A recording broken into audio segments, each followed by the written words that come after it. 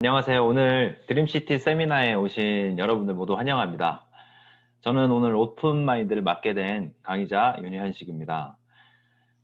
제 인스타그램 아이디이자 제 닉네임은 비니윤이라는 이름으로 활동하고 있고요. 그리고 예전에 하이퍼보이즈라는 팀에서 음악 활동도 했었는데 그래서 비미스트라는 랩 네임도 가지고 있습니다. 또 제가 이름이 좀 많죠. 그 놀면 뭐하니라는 프로그램에서 유재석이 시즌마다 다른 부캐를 통해서 자신을 소개한 것처럼 저도 돌아보니까 인생에서 많은 부캐들을 거쳐왔더라고요. 좀 전에 소개해드린 그런 부캐 말고 오늘은 또 하나의 부캐로 이 자리에 서게 되었습니다. 그 부캐의 특성을 한마디로 정의드리자면 앞으로 제 인생에 생겨날 또 다른 부캐를 탄생시킬 수 있는 원천이죠. 그 힘을 키우는 부캐입니다. 네, 저는 아직 젊기 때문에 벌써부터 노후에 대한 비중을 크게 생각하면서 인생을 준비하지는 않습니다. 앞으로 새로운 사업을 시작하든 간에 아니면 뭐 주식을 시작하든 부동산을 하든 그림을 그리든 좋은 스피커를 하나 장만하든 어떤 일이든 무언가를 재미있게 시작하려면은 자본금이 필수로 필요하더라고요. 인생을 재미있게 살기 위한 수입에 대한 부캐.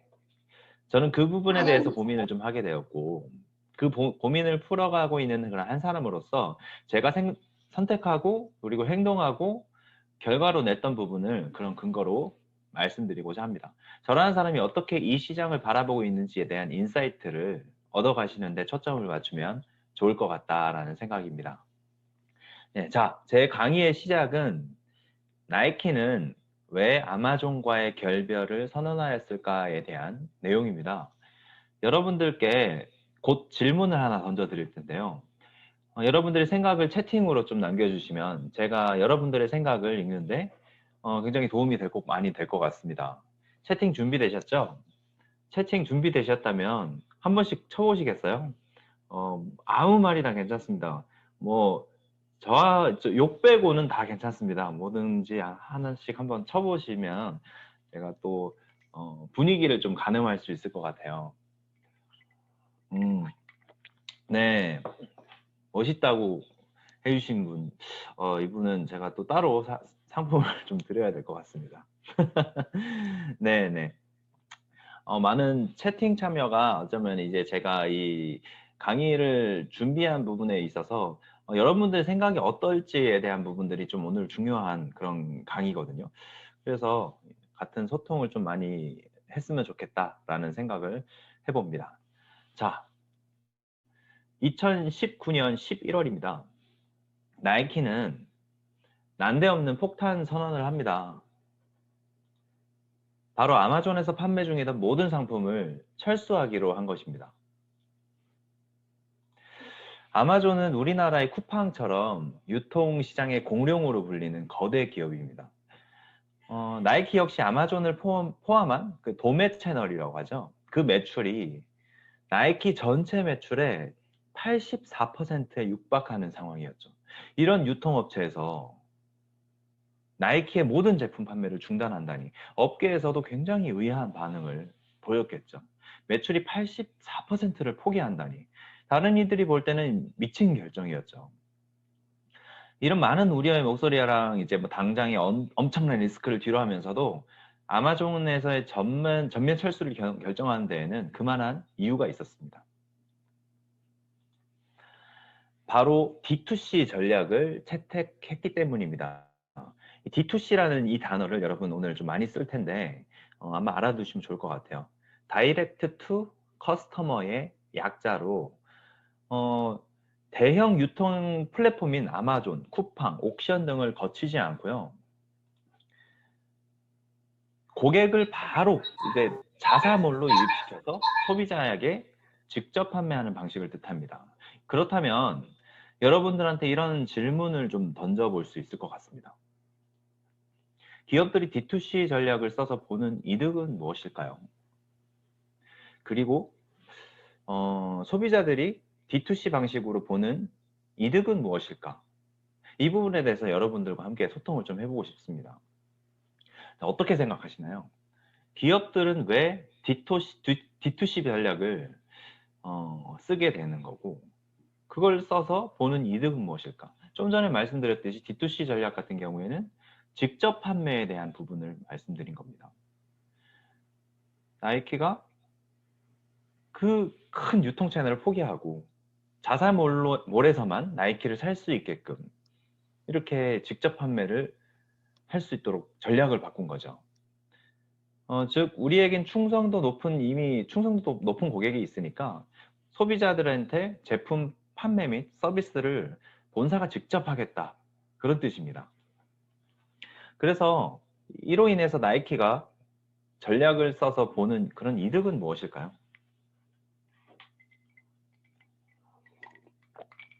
네, 다들 생각하고 계시죠? 정답은 없고요. 뭔가 저도 이제 유추를 해보는 그런 부분인 것 같아요. 소비자들이 D2C 방식으로 보는 이득은 무엇일까? 그럼 기업들은 정말 많은 이득을 보고 있을 텐데, 그럼 그로 인해서 소비자들은 무슨 이득을 보고 있을 것인가? 한번 생각해 볼 만한 문제이겠죠. 네. 진행하면서 한번 또 여러분들의 의견이 있으면 중간중간 좀 읽어드리도록 하겠습니다. 자, 그 기업들이 D2C 전략을 쓰는 이유, 이거에 대해서 좀 말씀드리면은 D2C 방식 같은 경우 일단은 지구 최후의 유통 방식이라 불립니다. 그 말인즉슨 가장 선진 유통 방식입니다. 전 세계의 수많은 기업들이 하고 싶지만 쉽게 따라할 수 없는 방식이기도 하죠. 왜냐하면 이 방식이 성공하기 위해서는 두터운 매니아층, 즉 충성도 높은 고객이 필요하기 때문이죠. 네, 여기 또 이렇게 말씀해 주셨네요, 누가. 소비자 입장에서는 본사에서 직접 판매한다면 신뢰도가 더 높을 것 같아요. 그럴 수 있겠네요. 맞아요. 큰 기업에서 뭔가 이게 직접 내가 다 책임을 지겠다라는 그런 책임감에 대한 부분들을 좀 말씀해 주신 것 같아요. 먼저 첫 번째 질문에 대한 기업의 입장을 좀 들어보면 이런 얘기를 합니다. 매출과 수익성이라는 두 마리 토끼를 다 잡을 수 있대요. 그러다 보니까 가격 경쟁력도 높일 수 있는 구조로 유통시장에서는 아주 주목받고 있는 방식이라고 합니다. 그래서 장기적으로 이 전략이 당장의 눈앞에 큰 매출을 포기하더라도 더욱 승산이 있을 것이라고 판단한 것이죠. 그래서 나이키 이외에도 테슬라라는 기업 아시죠, 여러분? 테슬라라는 기업은 중간에 그 딜러가 없습니다. 여러분 BMW 딜러, 뭐 현대자동차 딜러, 벤츠 딜러 다 들어보셨죠? 테슬라 딜러라는 말 안 들어보셨죠? 테슬라는 딜러가 없고요. 본사에서 직접 주문을 하는 시스템입니다. 자동차도 그렇게 하고 있고요. 디즈니 플러스, 넷플릭스와 이제 비슷한 기업이죠. 디즈니 플러스 같은 기업 같은 경우에도 같은 방식을 택하고 있는 거죠. D2C 전략을 택하고 있는 거죠. 근데 자, 두 번째 질문이었던 소비자 입장에선 D2C 전략이 어떠한 이득을 가져다 줄 것인가, 이 부분에 대해서 기업들의 입장을 한번 들어보면요. 서비스의 질이 오르기 때문에 많은 양질의 컨텐츠, 뭐 혹은 뭐 소프트웨어, 하드웨어 이런 것들을 좀 제공할 수 있다라고 얘기를 합니다. 그리고 또 가격에 대한 메리트를 줄 수 있다. 유통 마진이 줄어들기 때문에 그런 부분을 좀 얘기를 합니다. 네, 맞는 말입니다. 근데 하지만 소비자 입장에서 크게 와닿지 않는 이유가 뭘까요? 여러분들 크게 와닿지 않죠. 뭔가 이 뭐 전략을 채택한 것도 잘 모르셨을 분들도 굉장히 많으실 겁니다. 기업들이 이런 낸다. 소비자들한테 지출이라는 것들을 요구하기 위해서 이제 뭐 낸 거잖아요. 그 소비자들의 어떤 지출은 결국 그냥 지출일 뿐이기 때문이죠. 기업들이 잘 내놓은 마케팅에 소비자들은 이제 지갑을 열곤 하지만 늘 그렇듯 소비자는 호갱에서 벗어나지 못하고 있고요. 내가 혜택을 받는다는 느낌은 크게 들지 않습니다. 자, 그렇다면 소비자들 입장에서 정말 소비자들을 위한 방식은 무엇일까? 이런 부분들을 생각을 해볼 필요가 있겠죠. 자, 제가 생각한 부분입니다. 바로 D2C 전략으로 절감된 광고, 그리고 유통비용, 이런 것들을 어, 그냥 서비스 질만 올리고 가격 메리트에 대한 부분들만 줄 것이 아니라 그 돈을 소비자한테 돌려줄 수 있는 방식은 택하면 어떨까? 이거 너무 말도 안 되는 소린가요, 여러분? 어쩌면 참 이상적인 이야기일지도 모릅니다. 예를 들면 나이키 운동화를 나이키몰에서 구입하고 마음에 들어서 친구한테 말했더니 나도 살래! 라고 해서 구매했는데 나에게 나이키 본사에서 고맙다면서 유통 광고비를 나에게 지급한다면 어떨까요? 정말 어떻게든 나이키 이 제품을 어, 나로 인해서 광고를 할 수 있게끔 노력을 하겠죠. 백종원이 운영하는 새마을 식당에 열탄 불고기가 너무 맛있어가지고 친구들 우르르 몰고 막 갔더니 백종원 아저씨가 당신이 우리 가게 매출을 올려주신 광고비 줄게요 라고 하는 거죠. 비슷했나요? 네, 근데 실제로 이런 방식을 통해서 소비자들한테 혜택을 주고 있는 기업이 있습니다. 네, 바로 여러분이 쓰고 있고 알고 있는 그 아메이라는 기업입니다. 나이키, 테슬라, 디즈니 같은 D2C 방식인데 기초 공사부터 완전히 달랐죠. 윈윈이라는 말 들어보셨죠? 네, 글로벌 기업이 나 같은 일개의 소비자와 파트너십을 맺고 윈윈한다?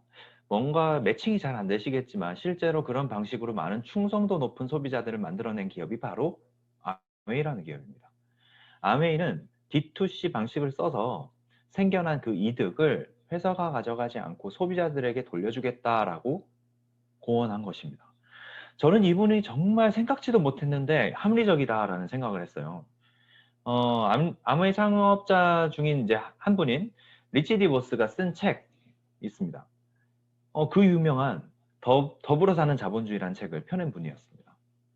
이 어떻게 보면 이 제목이 굉장히 모순덩어리로 느껴질 수 있겠지만 이 아메이를 창립한 사람이다라고 해서 이 아메이 방식, D2C 방식을 좀 이해를 한다면 이 부분이 이 단어가 다 이해가 갈 것이라고 생각합니다.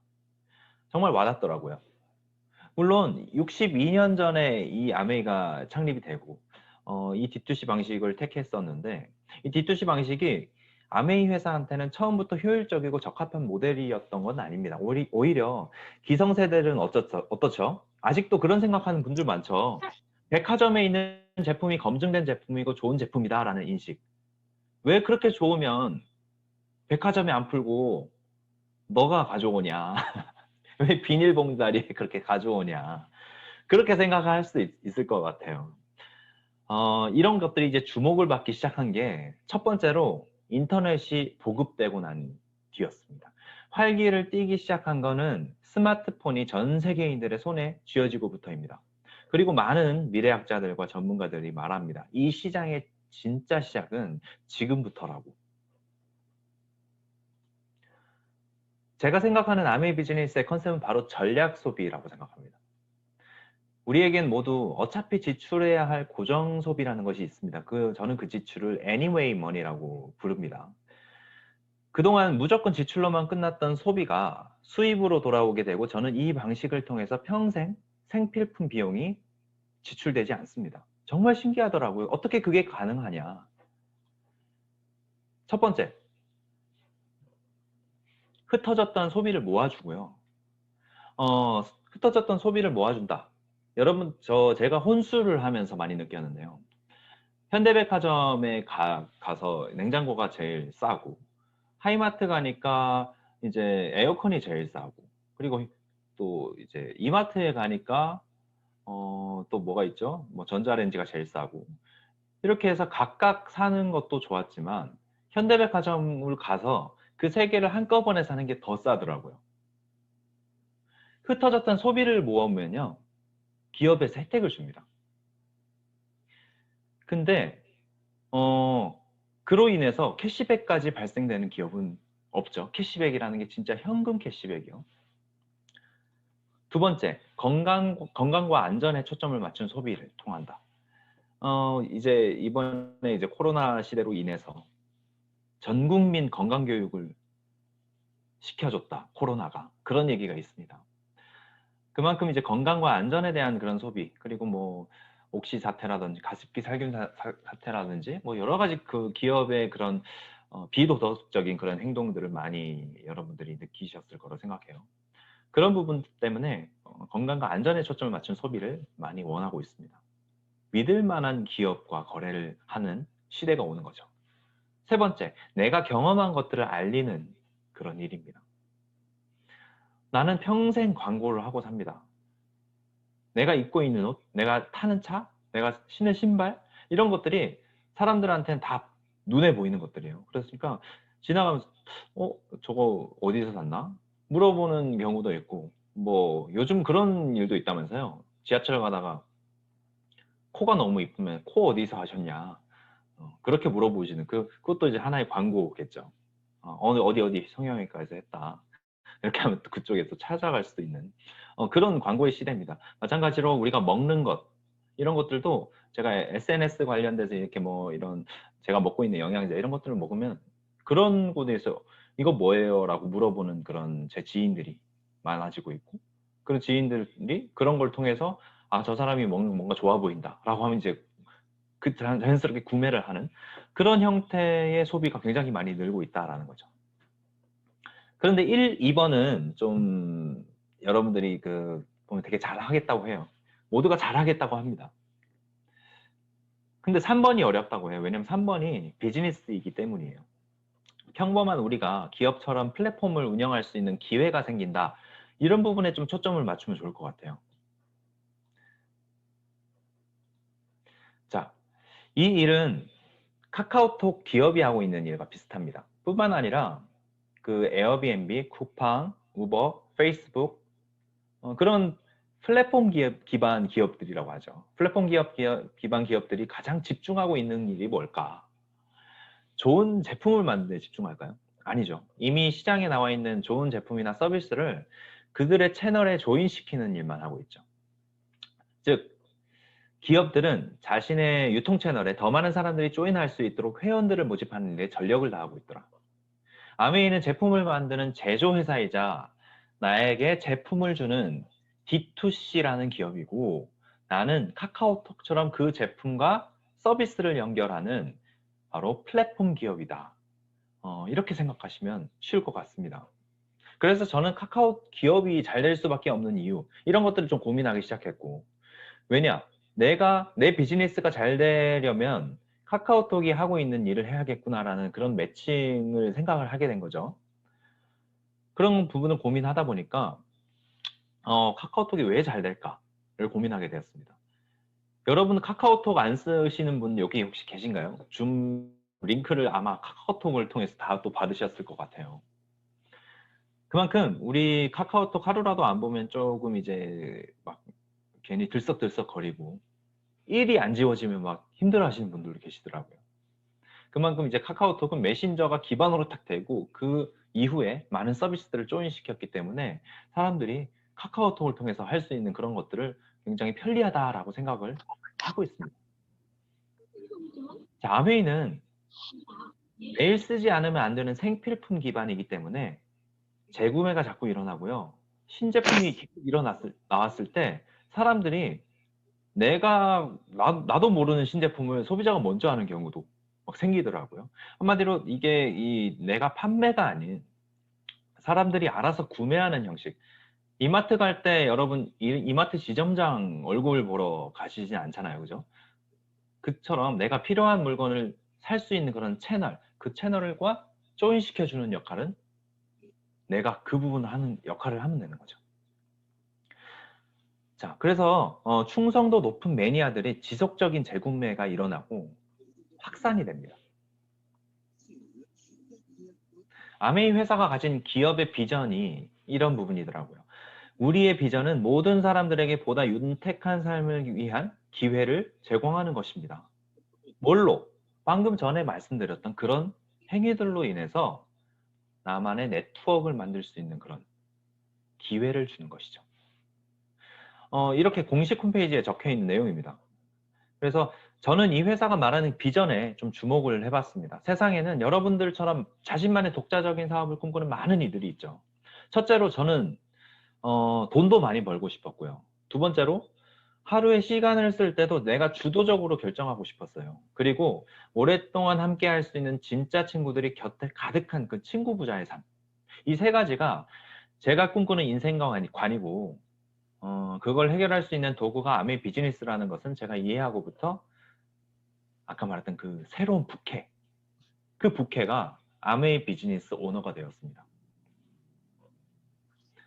아메이 사업을 한다 라고 말하는 건 바로 이미 검증된 시스템을 기반으로 소비자 네트워킹을 기회를 가지는 것을 말합니다.